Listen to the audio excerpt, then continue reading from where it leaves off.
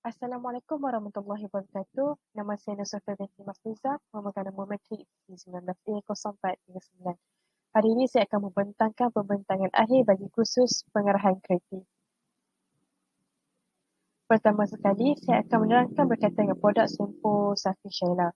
Produk Sempo Safi Shaila ini semestinya menjadi pilihan utama bagi wanita bertudung. Malahan produk ini juga direka khas bagi wanita berhijab. Produk ini yang menggunakan habatus sauda yang berperanan akan menyegarkan kulit kepala. Ianya amat menyegarkan kepala atau rambut yang dimetaforakan sebagai mahkota bagi wanita bertudung.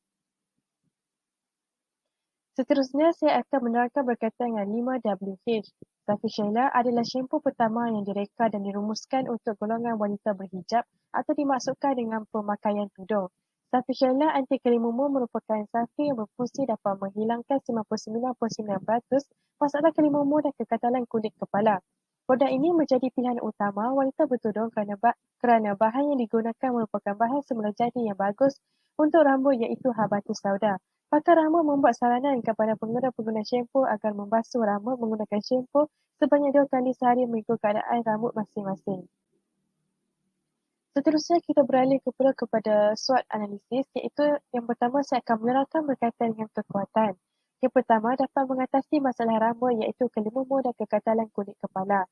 Yang kedua, Safi Shaila anti kelimumur, ianya juga terdapat produk lain iaitu serum, krim rambut, minyak rambut dan pewangi rambut. Dan yang terakhir adalah produk ini juga pada kebiasaannya akan membuat promosi pack combo dengan harga yang berpatutan. Seterusnya kita beralih kepada peluang. Produk Safi Shaila ini mendapat peluang yang luas dalam skop pemasaran sehingga ke luar negara. Ianya menggunakan bahan yang diluluskan dan selamat untuk digunakan oleh pengguna. Ini dapat mengalahkan pengeluaran secara besar-besaran untuk menurunkan kos per unit sehingga harga produk menjadi semakin murah. Seterusnya, saya akan terangkan bagi ancaman. Ancaman yang diterima oleh produk Safi Shaila ini ialah pesaing-pesaing lain seperti jenama syampu yang lain, antaranya Herbal Essences, yang mempunyai strategi sendiri untuk meraih perhatian pengguna dan juga melalui perhatian yang dilakukan. Produk ini juga sering melakukan pack combo berkembang dengan harga yang berpatutan, di samping mengadakan iklan dalam bentuk grafik yang menarik melalui media sosial. Seterusnya adalah skop pengguna. Yang pertama adalah jantina. Golongan wanita kerana Safi Shaila ini reka khas untuk wanita bertudung. Seterusnya pada peringkat umur. Golongan yang berumur 20 tahun dan ke atas. Dan seterusnya kita beralih kepada kelas ekonomi, golongan bawahan dan antasan, terutama kepada golongan yang berkejaya kerana mereka lebih terdedah kepada keadaan di luar dan bawah cahaya matahari. Dan yang terakhir adalah sasaran. Kita sasarkan kepada di kalangan pelajar sekolah dan orang yang bekerja.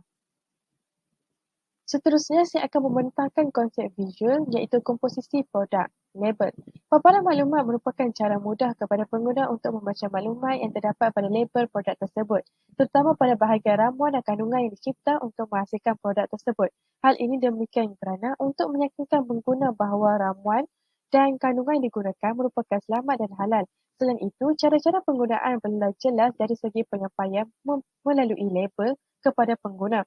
Maklumat yang terpapar boleh digunakan untuk menambah nilai produk terhadap produk.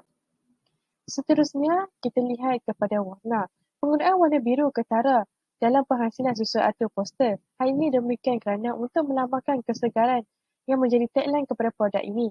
Selain itu, penggunaan warna biru digunakan bagi selarikan warna produk dan latar belakang poster agar ianya tidak lari jauh dengan tema yang telah dipilih. Warna biru juga akan memberi ketenangan kepada penonton apabila melihat poster kerana warna tersebut tidak menyakitkan mata kepada sesiapa yang melihat, di samping menyebabkan aura positif kepada penonton. Seterusnya, tipografi. Tipografi merupakan elemen yang penting dalam reka bentuk poster. Perkara ini kerana untuk memastikan tulisan yang digunakan di dalam poster dapat dibaca dengan jelas oleh audien. Tulisan yang dipaparkan bergantung kepada cara penyampaian dan penjelasan sesuatu mesej. Seterusnya adalah copywriting. Copywriting adalah satu tindakan untuk mempengaruhi pembeli agar membeli barangan tersebut. Sebagai contoh, syampu Safi Shaila merupakan syampu yang menjadi pilihan wanita bertudung untuk menggunakannya. Perkara ini kerana bahan yang digunakan dapat menyegarkan kulit kepala pada dalam masa 72 jam. Dengan ini, poster atau iklan perlulah berkaitan dengan kebaikan dan manfaat shampoo tersebut agar dapat meyakinkan pengguna untuk mendapatkannya. Seterusnya adalah berkaitan dengan fotografi. Pemilihan latar belakang berwarna putih adalah satu teknik yang tepat. Perkara ini kerana menggunakan latar belakang berwarna putih ianya akan memperlihatkan produk dengan lebih jelas. Oleh sebab demikian, saya telah menggunakan latar belakang berwarna putih dan tapak yang kontras untuk memberikan produk saya kelihatan lebih jelas dan nyata. Seterusnya, ialah berkaitan dengan ilustrasi. Penggunaan ilustrasi adalah cara yang sesuai untuk menyampaikan mesej dan maklumat yang tersirat kepada penonton dengan lebih terkesan. Tujuan ilustrasi adalah untuk menerangkan dan menghiasi bahan tersebut seperti poster dengan cara menyediakan gambaran visual. Segelintir masyarakat lebih terdedah kepada gambaran ilustrasi untuk memahami sesuatu teks. Namun begitu, ilustrasi tersebut perlulah berkaitan dan tidak lari dengan tema yang telah ditetapkan agar maklumat yang disampaikan tepat dan betul. Gambaran ilustrasi perlulah memenuhi ruang poster sebanyak 70% dan diisi bersama muka type. Seterusnya ialah perkembangan karya seni iaitu poster. Saya akan menerangkan terlebih dahulu berkaitan dengan lakaran awal. Proses permulaan dalam penghasilan poster, saya mendapatkan idea yang bersesuaian dengan tema saya iaitu menggunakan produk shampoo Safi Shaila.